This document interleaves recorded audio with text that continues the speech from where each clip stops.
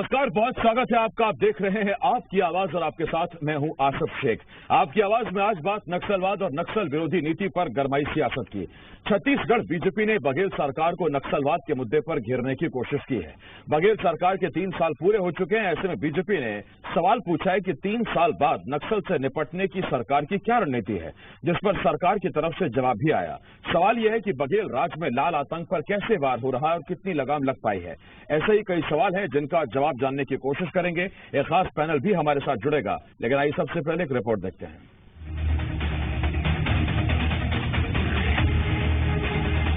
छत्तीसगढ़ की सियासत एक बार फिर नक्सलवाद पर गरमा गई। नक्सलवाद से निपटने की नीति पर बीजेपी ने सवाल उठाए। बीजेपी ने पूछा है कि बघेल सरकार के 3 साल के कार्यकाल के बाद नक्सलवाद से लड़ने के लिए सरकार किस रणनीति पर काम कर रही है। कांग्रेस की सरकार बनने के बाद में जिस प्रकार से नक्सलों के खिलाफ कार्रवाई होनी चाहिए, उनके खिलाफ में कांग्रेस की सरकार आने के बाद में बंद कर दी गई। आज नक्सलियों का मनोबल बढ़ा हुआ है, सड़क के किनारे, शहरों के किनारे आके पर्चा फेंक रहे हैं। छत्तीसगढ़ के नेता प्रतिपक्ष धर्मलाल कौशिक ने ये सवाल तब उठाए हैं जब सरकार ने नक्सल से निपटने की अपनी नीति की जमकर तारीफ की थी। बघेल सरकार में मंत्री रविंद्र चौबे ने कहा था कि बघेल सरकार की नीति के चलते ही नक्सलवाद सिमट रहा है। छत्तीसगढ़ में आदरणीय मुख्यमंत्री भूपेश बघेल जी के हुकूमत आने के बाद नक्सल गतिविधियां लगभग एक किनारे में सीमित हो गया है। आने वाले समय में ये लगातार जारी रहेगा। मैं ऐसा समझता हूँ छत्तीसगढ़ में धीरे धीरे नक्सलवादी गतिविधियां लगभग समाप्त होने की स्थिति में है। अब सवाल ये है कि भूपेश राज में फिलहाल नक्सलवाद का क्या हाल है? क्या वाकई नक्सली बैकफुट पर आ गए हैं? सवाल ये है, क्या पिछली सरकार के मुकाबले कांग्रेस सरकार में नक्सल घटनाओं में कमी आई है? शिखर देवांगन, सी मीडिया, रायपुर।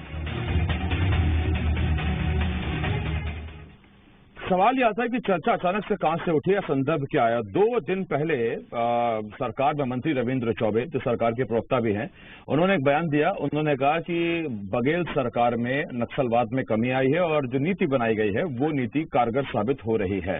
हालांकि आपको मालूम है कि अभी मानसून आ चुका है, आने वाला है, और ऐसे में मानसून में नक्सली गतिविधियां भी बढ़ती हैं और इस वजह से हमारे सुरक्षा बलों ने भी अपनी पूरी तैयारी कर रखी है। लेकिन विपक्ष ने सवाल पूछा है कि जिस नीति का आप जिक्र कर रहे हैं वो नीति है क्या, जरा वो तो बताइए।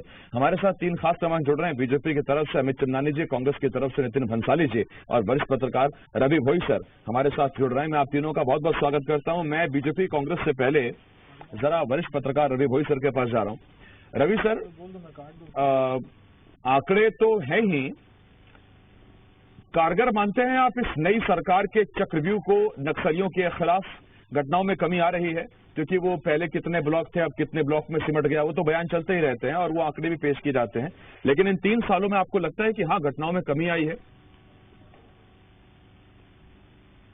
देखिए, घटनाओं में तो निश्चित तौर से कमी आई है, लेकिन भूपेश बघेल की सरकार जब आई थी, उन्होंने कहा था पहली प्रेस कॉन्फ्रेंस में कि हम नक्सलियों से, जो आदिवासी चाहेंगे या जो उस इलाके में रहते हैं वहां के लोगों से बातचीत करेंगे और इसका रास्ता निकालेंगे।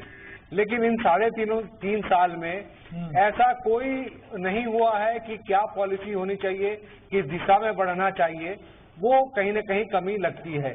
लेकिन निश्चित तौर से इन 3 सालों में, 3.5 साल में घटनाएं कम हुई हैं, चाहे वो आम आदिवासियों के बनने की बात हो या फिर सुरक्षा बलों की, वो कमी आई है। लेकिन स्पष्ट नीति जो होनी चाहिए या जिन्होंने वो एक बात कही थी, वो साफ नजर नहीं आ रही है। ठीक, नितिन भंसाली जी, तो स्पष्ट नीति क्या है जो नजर नहीं आ रही है? देखिए, नजर कैसे नहीं आ रही है ये तो मुझे समझ में नहीं आ रहा है। हम 3 मोर्चों पर काम कर रहे हैं, विकास, विश्वास और सुरक्षा। जिस प्रकार नक्सलवाद के नाम से ये बस्तर या ये छत्तीसगढ़ पहचाना जाता था, आसिफ जी आपके साथ काफी डिबेट की है नक्सलवाद के मुद्दों पर मैंने।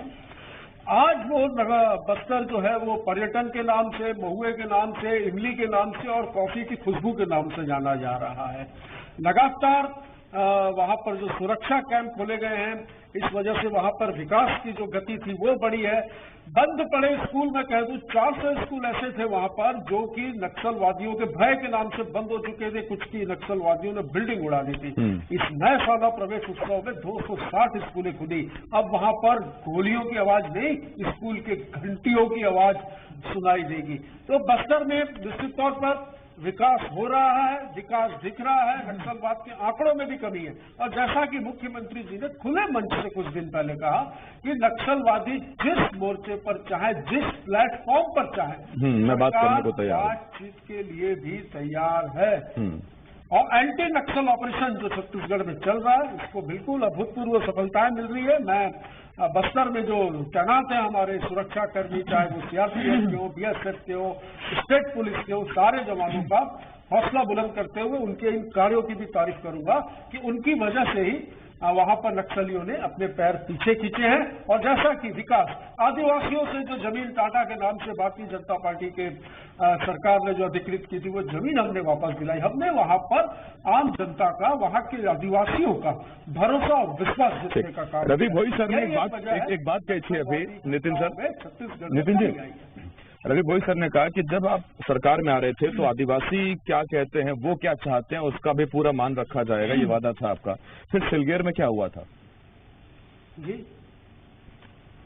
देखिए, सिलगेर में भी जो हुआ, वहां हम कैंप खोलने ही गए थे, सुरक्षा कैंप खोलने ही गए थे। और जो घटना हुई है निंदनीय है, हमें खेद है, पर वहां पर भी हम तो सुरक्षा के लिए ही गए थे। और सुरक्षा, विश्वास और मैंने जो आपको 3 मंत्र बताया, विश्वास, सुरक्षा और तीसरा जो था आपका जो भी, तो इन विषयों पर सरकार। अरे सर, आपकी नीति है जो भी, कैसे तीनों बताइए ना सर।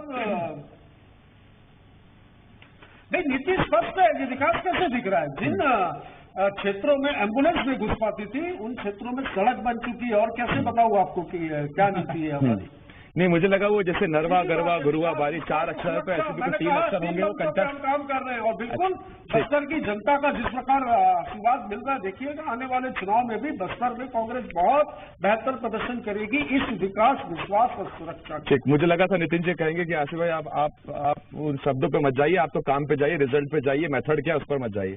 ठीक, अब मैं आता हूँ अमित चंदानी साहब आपके पास। चंदानी साहब, ये नीति जो भंसाली साहब ने बताई, उन्होंने बताया, आपकी क्या नीति थी? उसमें आप 2 बातें कहते थे कि बोली के बदले बोली और गोली के बदले गोली, लेकिन वो कितनी कारगर थी उसमें तो यही है कि आप ही की सरकार में ब्लॉक वाइज नक्सलवाद बढ़ता चला गया। तो वो नीति कारगर थी या नई सरकार की नीति कारगर है? रिजल्ट मैटर करता है? माननीय आसिफ जी, नक्सलवाद एक बहुत ही पुरानी समस्या है, संवेदनशील विषय है, और न ये एक दिन में समस्या पैदा हुई, न एक दिन में जाने वाली थी। जब हम आए तभी हमें भी ये विरासत में मिली, और उसके बाद उस पर काम करते करते कुछ इलाकों में बढ़ी, कुछ इलाकों में कम हुई। लेकिन हमने एक साफ नियत से काम किया, हमने स्पष्ट नीति पे काम किया, और हमने आत्मसमर्पण की भी एक नीति बनाई, जिसका जो रिजल्ट निकला है वो सबके सामने है। अचानक से 1 साल, 2 साल, 3 साल में ऐसा कुछ आसमानी नहीं हो गया जिसकी वजह से नक्सलवाद कम हो सकता है। ये नीतियां ही रही, लगातार विकास के काम रहे। सड़कों की बात नितिन जी कर रहे थे, कांग्रेस के आज नेता। तो ये सियासी दुर्भाग्य है आपका कि 15 साल आपने जिस पेड़ों को सींचा उसके फल कांग्रेस खा रही है? नहीं, अभी एक बहुत अच्छा मौका है जी नक्सलवाद को खत्म करने का। जी, गैर राजनीतिक विषय है, क्योंकि संवेदनशील विषय है। केंद्र सरकार का जितना सपोर्ट अभी है, जितना पैसा जिस हिसाब से फोर्सेस केंद्र सरकार दे रही है जब से मोदी सरकार आई है, एक बहुत ही सुनहरा अवसर है, क्योंकि मोदी सरकार ने अपने एफर्ट से देश के अन्य इलाकों से भी नक्सलवाद का सफाया करने में सफलता हासिल की है, और छत्तीसगढ़ में भी कुछ फर्क दिखाई दे रहा है। लेकिन एक दुर्भाग्य ये है कि ये मैं कहूंगा तो ये राजनीतिक आरोप कहेंगे, इनके खुद के कांग्रेस के नारायणपुर के विधायक कहते हैं कि वहां आदिवासियों को पकड़ करके जेल में डाला जाता है और उन्हें नक्सली घोषित कर दिया जाता है। तो क्या कांग्रेस की ये नीति है? हम अगर रिकॉर्ड निकालेंगे माननीय आसिफ जी, तो पहले ग्रामीणों की हत्या इतनी नहीं होती थी, ना के बराबर थी, लेकिन अब नक्सलवादी गांव के लोगों को निशाना बना रहे हैं। एक आम आदमी जिसका कोई गलती नहीं, वो अब थोड़ा दहशत में ज्यादा जीने लग गया है, और ये रिकॉर्ड में है, ये मैं कोई अपनी बात नहीं कह रहा। तो एक हिसाब से तो हम कहेंगे कि नक्सलवाद की घटनाओं में अगर नंबर हम देखेंगे तो कमी हो गई, लेकिन नक्सलवाद समाप्त नहीं हुआ, नीति स्पष्ट नहीं है और ग्रामीण बड़ी संख्या में मारे जा रहे हैं। और कांग्रेस सरकार अगर अति आत्मविश्वास के साथ चुप करके बैठ जाएगी, जैसे 3.5 साल से बैठी है, तो इसका एक गलत परिणाम जनता को न भुगतना पड़े, क्योंकि भूपेश सरकार, कांग्रेस सरकार का कोई एक्टिविटी ही नहीं है नक्सलवाद के खिलाफ। नक्सलवाद के लिए कोई स्ट्रेटेजी ही नहीं है। और जहां तक नहीं, तो इसे आप स्ट्रेटेजी का हिस्सा नहीं मानते हैं कि अगर नक्सल इलाकों में अगर वहां बाइक के, कार के शोरूम खुल रहे हैं, अगर वहां सड़क बन रही है, या अभी शाला प्रवेशोत्सव में 260 स्कूल खुले, ऐसे स्कूल खुले जहां सालों से बंद पड़े, इसे आप विकास नहीं मानते सर? इसे आप नहीं मानते नीति? ये नीति का हिस्सा नहीं है? दंतेवाड़ा में हमने एजुकेशन हब बनाया था। आदिवासी बच्चों को हम दिल्ली के हॉस्टल में IAS IPS की ट्रेनिंग कराया करते थे। सुदूर वनांचल इलाकों तक हमने सड़कें बनाई हैं, जिसके भी रिकॉर्ड सबके पास हैं। विकास सतत चल रहा है, लगातार चल रहा है। सवाल ये है कि एक एक्टिविटी करने से क्या नक्सलवाद समाप्त हो गया? छत्तीसगढ़ में 3.5 वर्षों में माननीय आसिफ जी जितने आंदोलन हुए हैं, उसमें सबसे ज्यादा आंदोलन आदिवासियों के हैं, जिन आदिवासियों के विकास की माननीय नितिन जी बात कर रहे थे। तो एक तरफ जिस तबके के प्रगति का दावा कांग्रेस सरकार कर रही है, वही सबसे ज्यादा आंदोलित नजर आ रहा है। अब मैं आपके पास आता हूँ, 1 मिनट चिमनानी साहब। नितिन जी आप बोलिए। की नीति पर सवाल खड़े कर रहे हैं, इसका जवाब कांग्रेस को देना चाहिए। मैं तो ये पूछना चाहता हूँ, बहुत अच्छा बोलते हैं चिमनानी जी। 2003 में यही नक्सलवाद 4 ब्लॉक तक था आसिफ जी, 2018 तक ये 16 जिलों तक पहुंच गया। ये इनकी नीति थी, ये उनकी उपलब्धि थी। मैं बता दूं आसिफ जी, 400 ऐसे गांव हैं बस्तर में जहां पर 15 अगस्त को झंडा नहीं फहराया जाता था, भारत का तिरंगा झंडा, जहां पर नक्सली काला झंडा फहराते थे। ये भूपेश सरकार की नीतियों का, इनके विकास की वजह से आप ये देखिए कि विकास और सुरक्षा और विश्वास की वजह से उन 400 गांवों में इस बार 15 अगस्त को तिरंगा झंडा भी फहराया गया है। जिसकी बात कर रहे हैं 15 साल जो सरकार में रहे, उनका जिला तक नक्सलवादी क्षेत्र घोषित होने से नहीं चुका, तो इन्होंने कैसा काम किया होगा ये आप सोच सकते हैं। आदिवासियों को लूटना, आदिवासियों के खिलाफ झूठे मामले दर्ज करना, हमने मैनिफेस्टो। अच्छा, एक बात बताइए नितिन जी, अभी तो आपकी सरकार के 2 साल 1.5 साल बाकी है, इसके बाद शुभकामनाएं मेरी कि आपकी फिर सरकार बने, लेकिन क्या अगले 4 सालों में नक्सलवाद खत्म कर पाएंगे आप? हम निश्चित तौर पर, हमारी स्पष्ट नीति, जैसा कि मैंने कहा, विकास, सुरक्षा और विश्वास। नहीं, 4 सालों में नक्सलवाद खत्म कर पाएंगे आप? जिस गति, क्योंकि मुख्यमंत्री ने अग्निवीरों पर बयान दिया था कि 4 साल बाद अगर ये भटक गए तो फिर इसका मतलब 4 साल बाद भी संगठन रहने वाले हैं नक्सलवाद। देखिए, अरे आत्मसमर्पण भी तेजी से हो रहा है, एनकाउंटर भी तेजी से हो रहा है, विकास भी तेजी से पहुंच रहा है, वहां की जनता का विश्वास भी तेजी से जीता जा रहा है। क्यों खत्म नहीं होगा नक्सलवाद? बिल्कुल खत्म होगा। और हमने तो बातचीत का रास्ता भी खुला रखा है। आज जिस प्लेटफॉर्म में बात कर रहा हूं, जैसा कि माननीय मुख्यमंत्री जी ने कहा था, हम तैयार हैं। नक्सलवाद बहुत हद तक छत्तीसगढ़ में काबू में है और मैं उम्मीद करता हूं कि बहुत जल्द ये खत्म नहीं होगा। रवि भोई सर, हाल में नक्सलियों की तरफ से अमूमन वैसे तो पर्चे फेंके जाते हैं धमकी के लिए या डराने के लिए, दहशत फैलाने के लिए। कुछ पर्चे ऐसे भी आए जिसमें वो सरकार से बातचीत करना चाहते थे। ये पहले भी ऐसा हुआ है, ऐसा नहीं है कि पहले नहीं हुआ है, लेकिन इस बार ये स्ट्रैटेजी है, ये वाकई नक्सल बैकफुट पर हैं और अब वो बातचीत करना चाहते हैं और बातचीत के जरिए से या तो अपना इलाका सीमित करना चाहते हैं या फिर सरेंडर करना चाहते हैं। देखिए आसिफ जी, पिछले कुछ सालों में जिस तरह से हमारे फोर्स बस्तर के सुदूर इलाकों में घुस के नक्सलियों पे आक्रमण किया है और इनकाउंटर किए हैं, तो निश्चित तौर से नक्सली दबाव में आए हैं और बातचीत की बात कर रहे हैं। लेकिन नक्सलियों पर भरोसा करना संभव नहीं है कि वो कुछ कहते हैं कुछ करते हैं। निश्चित तौर से यदि बातचीत करते हैं तो कौन बातचीत करेगा, उनका कौन सा डेलीगेशन होगा, ये सब स्पष्ट होना चाहिए। ठीक, अमित चिरानी साहब। रही बात नीति की, जब तक स्पष्ट नहीं होगा सरकार किससे बात करेगी। जी रवि सर बोलिए आप पहले, फिर मैं आप जाता हूँ तो बातचीत करिए। वो जी रवि सर कंप्लीट करिए आप, फिर मैं जाता हूँ बाकी मेहमानों के पास। जी अच्छा, देखिए जब तक ये साफ नहीं होगा उनका कौन लीडर बात करेगा, सरकार से किन मुद्दों पे बातचीत होगी, सिर्फ पर्चे फेंक देने से नहीं होता। सरकार को भी साफ करना होगा कि हम बातचीत से इस समस्या का हल करेंगे और साथ साथ उनकी प्लान क्या रहेगी जो बातचीत करता है।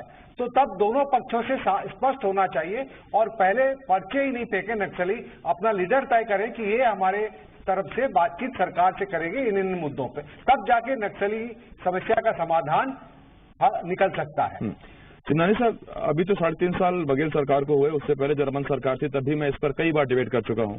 मुझे आज तक एक बयान याद है, पूर्व मुख्यमंत्री रमन सिंह ने प्रेस कॉन्फ्रेंस में कहा था, एक बयान में कहा था कि नक्सली हमारे भाई हैं। उसके बाद कभी बीजेपी ने नक्सलियों को भाई नहीं बताया, ना उससे पहले बताया। तो उसी वक्त के लिए वो भाई थे या बाद में वो शब्द हटा लिया गया कि भाई है? तो वो नीति उस वक्त भी क्लियर नहीं थी क्या कि भाई है कि दुश्मन है, निपटना कैसे उनसे? नहीं, बहुत स्पष्ट ही नीति, बोली के बदले बोली, गोली के बदले गोली। अगर कोई बात करना चाहता है तो बात करने आता था। कई लोगों ने आत्मसमर्पण किया। 15 सालों में आप रिकॉर्ड देखिए कि कितने दुर्दांत नक्सलियों ने हिंसा का रास्ता छोड़ा, अहिंसा को अपनाया। मैंने क्या कहा कि ये नक्सलवाद का सफाया कोई एक दिन का काम नहीं है। 3.5 साल की सरकार ने एक बार भी एक नक्सली से बात तक नहीं की और क्रेडिट लेने यहाँ बैठ गए हैं। केंद्र सरकार का एक बार धन्यवाद नहीं कहते जिन्होंने उन्हें पैसा और फोर्सेस दी हैं, बल्कि इनके खुद के विधायक जिन सवालों को कर रही है, अपने ही विधायकों को जवाब नहीं दे पा रहे हैं। इनके विधायक कह रहे हैं ग्रामीणों को पकड़ रही है सरकार और नक्सली घोषित कर रही है, उसका जवाब नहीं मिला मुझे। और नारायणपुर के विधायक ने कहा सबको पता है सिलगेर की जब घटना हुई।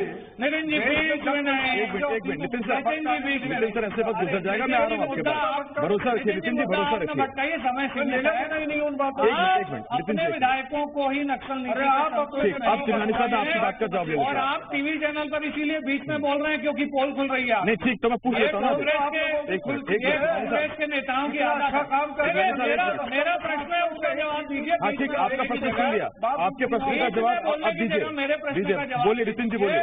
नक्सलवाद पे तो नीति स्पष्ट नहीं है। अरे तो चिन्नानी साहब सवाल पूछ तो लिया आपने, जवाब तो ले लो चिन्नानी साहब। अरे अमित जी एक मिनट, हाँ बंसाली साहब को सवाल पूछा था, अब बोलिए आप। अमित जी ने सवाल पूछा, आप बताइए सर। मैं पूछ रहा हूं कि इनके खुद के विधायक क्यों प्रश्न उठा रहे हैं? हाँ सर, वो सवाल पहुंच गया उन तक। अरे बगल में तो बैठे हो सर।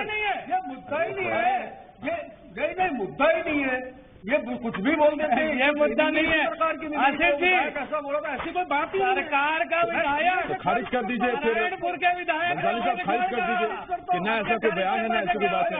मैं बोल दूंगा, रवि गोयल जी कंफर्म कर देंगे के बारे में ऐसा बोल रहे थे, ननकी राम कंवर ना फंस गए नितिन जी, फंस गए यहाँ पे। रवि गोयल जी यहाँ देखिए सर, ये है कि कुल मिला के कई बार कहा जाता है कि आम खाइए गुठलियां मत गिनिए, तो उसमें ये कहावत यहाँ इस तरह से फिट बैठ सकती है कि नक्सल घटनाओं में अगर कमी हो रही है तो उसका आप उसका जश्न मनाइए, उसकी खुशी मनाइए और ये कहिए कि हाँ नक्सलवाद धीरे धीरे खत्म हो रहा है। नीति को लेकर जरूर एक सवाल उठ रहा है। कांग्रेस का कहना है कि हमारे पास ठोस नीति है, बीजेपी कहती है हमें तो नीति नजर आती नहीं। लेकिन अगर कोई नीति नहीं है तो क्या ऐसे ही नक्सल घटनाओं में कमी आ रही है? ये जरूर एक सोचने का विषय है। बाकी रही बात बातचीत की, तो इस पर जरा हमें ध्यान देना होगा। एक्सपर्ट ज्यादा बेहतर समझेंगे इस चीज को कि अगर बातचीत की पेशकश की गई है तो कोई ये स्ट्रैटेजी है मानसून से पहले, या फिर वाकई नक्सली बैकफुट पर है, अपनी जान बचाने के लिए सरकार के सामने, संविधान के सामने और देश के सामने घुटने टेकने को तैयार है। एक छोटे से ब्रेक के लिए हमें रुकना होगा। बहुत धन्यवाद है आपका भंसाली जी और चिन्नानी साहब। रवि सर बहुत शुक्रिया। एक छोटे से ब्रेक के लिए हमें रुकना होगा, जल्द लौट रहे हैं।